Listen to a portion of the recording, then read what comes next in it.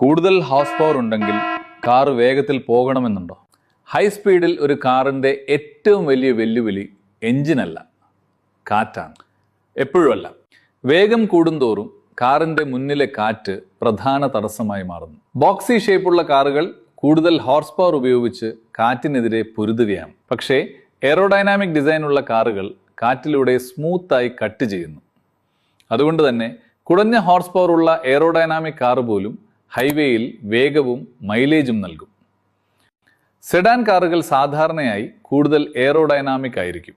അതുകൊണ്ട് തന്നെ ഹൈവേയിൽ കൂടുതൽ സ്മൂത്തായും എഫിഷ്യൻ്റായും ഓടും. എന്നാൽ SUV കാറുകൾ ബോക്സി ഷേപ്പ് ആയതിനാൽ കൂടുതൽ എയർ റെസിസ്റ്റൻസ് നേരിടുകയും ഫ്യൂൽ കൺസംഷൻ കൂടുകയും ചെയ്യും. പവർ പ്രധാനമാണ്, പക്ഷെ ഷേപ്പാണ് ഗെയിം ചേഞ്ചർ.